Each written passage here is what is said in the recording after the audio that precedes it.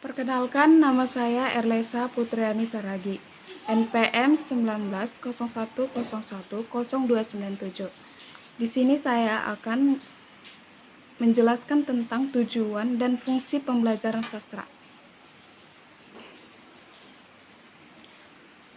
Tujuan dan pembelajaran sastra. Tujuan pembelajaran yang mengandung unsur praktik atau keterampilan akan senantiasa memiliki 3 aspek. 3 aspek tersebut adalah pengetahuan, keterampilan, dan sikap. Pengetahuan akan menjadi landasan dalam memandu ke arah tercapainya keterampilan, dan sikap merupakan akibat dari tercapainya kedua hal terdahulu. Selanjutnya, sikap juga akan memungkinkan tercapainya pengetahuan dan keterampilan baru. Begitulah ketiganya saling berkaitan dalam pencapaian tujuan pembelajaran sastra.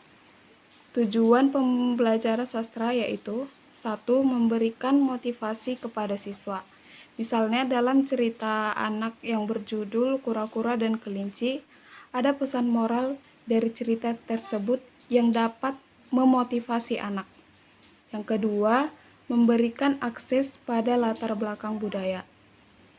Memberikan akses maksudnya di sini sastra dapat membantu siswa memahami budaya masyarakat melalui cerita rakyat atau legenda, agar tradisi tidak hilang yang merupakan jati diri sebuah bangsa.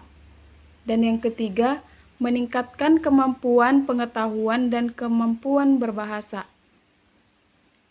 Maksudnya siswa dapat meningkatkan pemerolehan bahasanya seperti menyediakan konteks yang mudah diingat. Dan yang keempat, mendidik karakter siswa. Siswa dalam mendengarkan cerita yang dibacakan oleh guru, di mana seorang guru akan membimbing siswa menemukan nilai-nilai yang terkandung dari cerita tersebut yang dapat diterapkan di kehidupan sehari-hari. A. Tujuan pembelajaran apresiasi sastra dalam kurikulum SMP, MTS, SMA, dan MA. Tujuan pembelajaran yang lebih khusus sebagai berikut. 1. Siswa menguasai bermacam-macam majas, makna ungkapan, dan makna peribahasa. Yang kedua, siswa menguasai ciri-ciri pembentukan puisi, prosa, drama, kritik, dan esai. B. Tujuan khusus pembelajaran apresiasi sastra dalam GBPP, garis-garis besar program pembelajaran. Dalam GBPP tentang tujuan khusus yang berhubungan dengan pembelajaran apresiasi sastra, aspek keterampilan dan sikap terhadap pernyataan sebagai berikut. Dalam bidang pemahaman, siswa mampu mendalami, menghayati, menikmati, dan menarik manfaat dari mendengarkan. Yang kedua, siswa mampu mencari sumber, mengumpulkan, menyaring, dan menyerap informasi dari bacaan. Yang ketiga, siswa mampu menikmati, menghayati, memahami, dan menarik manfaat membaca karya-karya sastra.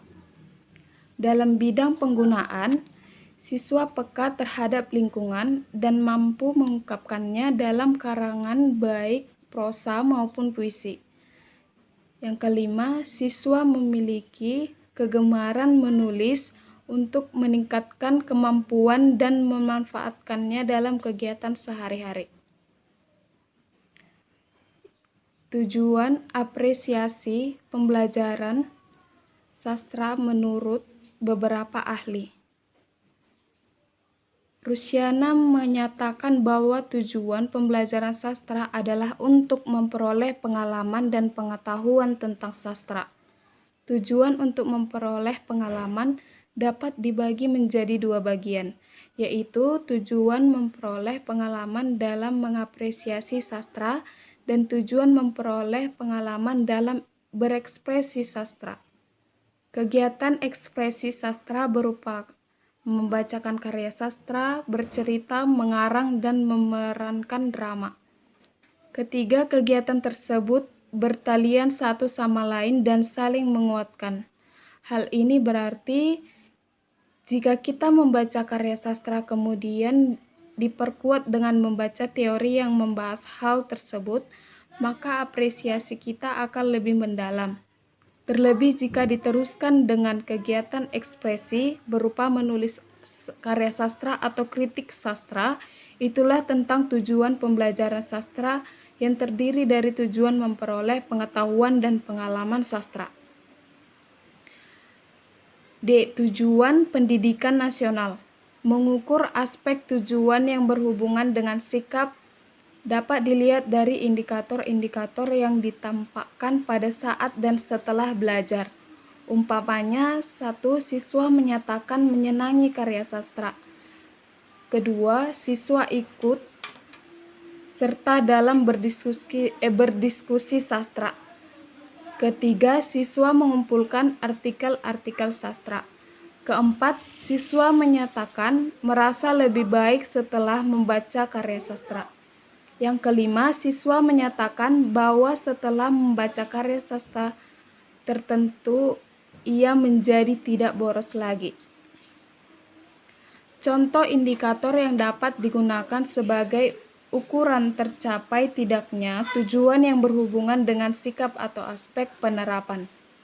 Dapat menggunakan karya kerja berikut ini: menerima, menyumbangkan, mengunjungi, berusaha, menghargai, ikut serta dengan sukarela. Umpamanya, siswa dengan sukarela mengerjakan tugas yang diberikan. Siswa menyumbangkan pendapat dalam berdiskusi sastra. Siswa mengunjungi acara penyerahan anugerah sastra. Siswa berusaha mencari buku puisi terbitan terbaru. Siswa menghargai jerih payah orang lain. Siswa menerima pendapat orang lain. Masuk ke dalam fungsi pembelajaran sastra. 1. Melatih keempat keterampilan berbahasa atau mendengar, berbicara, membaca, dan menulis. Siswa diajak mendengarkan berbagai karya sastra dari berbagai media pembelajaran. Dengan demikian, keterampilan membaca siswa akan menjadi semakin terlatih. Selain membaca, keterampilan menyimak juga akan terlatih. Di dalam pembelajaran sastra, siswa dapat terlatih keterampilan menyimaknya dengan cara mendengarkan karya sastra yang dibacakan guru, teman, atau lewat pita rekaman. Di dalam pembelajaran itu akan terjadi kegiatan mengungkapkan hasil apresiasi.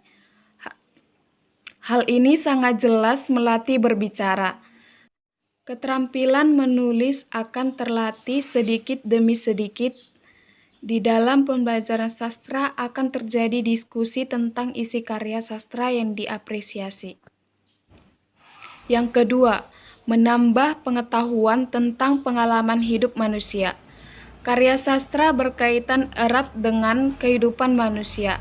Sastra adalah himpunan imajinasi tentang hidup.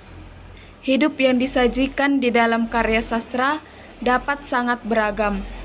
Kehidupan itu dapat berupa adat istiadat, seperti di dalam Siti Nurbaya.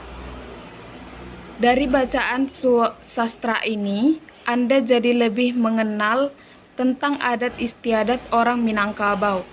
Dengan demikian, dengan mempelajari sastra, pengetahuan tentang agama dan budaya kita juga bertambah. Itulah salah satu contoh yang menggambarkan bahwa pembelajaran sastra dapat berfungsi menambah pengetahuan tentang pengalaman hidup. Yang ketiga, membantu mengembangkan kepribadian. Di dalam karya sastra itu sendiri sering mengajikan berbagai kepribadian tokoh cerita. Siswa dapat menilai pribadi tersebut, kemudian memilih dan menerapkannya di dalam kehidupannya sendiri. Keempat, membantu pembentukan watak. Melalui tokoh-tokoh di dalam karya sastra, siswa dapat menilai watak yang baik dan watak yang kurang baik. Bila pembelajaran apresiasi sastra berjalan dengan baik, maka pembentukan watak pun dapat terjadi. Yang kelima, kenyamanan, keamanan, dan kepuasan. Karya sastra itu sendiri pada dasarnya memberikan kenyamanan kepada pembacanya. Di dalam proses pembelajaran, sastra tidak perlu terjadi kekakuan karena sastra adalah seni yang bisa dinikmati keindahannya. Jadi ketika belajar dapat berlangsung dengan santai dan riang. Dengan demikian, rasa puas pun akan terjadi di dalamnya. Keenam, menghibur.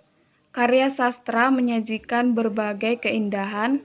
Keindahan ini dapat berupa keindahan bahasa yang digunakan, maupun keindahan penyajian dan kehidupan yang digambarkannya.